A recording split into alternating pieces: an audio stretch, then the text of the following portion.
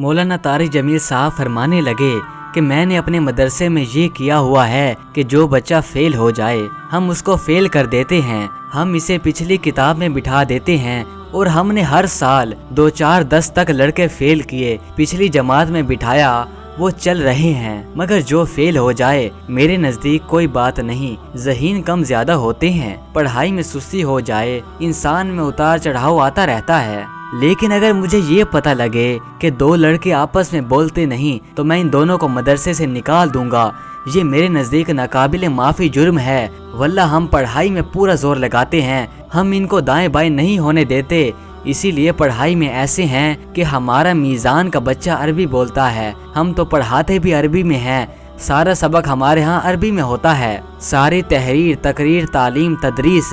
سب کچھ عربی میں ہے، اردو میں نہیں ہے، اثر تک اس کی 4 دیواری ہے، نہ کوئی دغا بول سکتا ہے، نہ کوئی ہیلو ہیلو بول سکتا ہے۔ انگریزی بولنے والے بھی ہیں، فارسی بولنے والے بھی ہیں، اردو بولنے والے بھی ہیں، پنجابی بولنے والے بھی ہیں، فجر سے عصر اور مغرب سے فجر تک کوئی عربی کے سوا نہیں بول سکتا، عصر سے مغرب میں اردو بولو، فارسی بولو، پشتو بولو، ہندی بولو، پنجابی بولو، جو مرضی بولو، گشتیں کرنی ہوتی ہیں عصر سے مغرب تک، لیکن فجر سے لے کر عصر اور مغرب سے لے کر فجر تک کوئی بھی اردو نہیں بول سکتا، پنجابی نہیں بول سکتا، پشتو نہیں بول سکتا، فارسی کو نہیں بول سکتا، تو ہمارا تو میزان کا لڑکا بھی فر عربی بولتا ہے۔ اور اگر میں آپ کو ہدایت النحو کے بچوں کی میں آپ کو تحریر دکھاؤں، آپ یہ کہیں گے کہ مولوی صاحب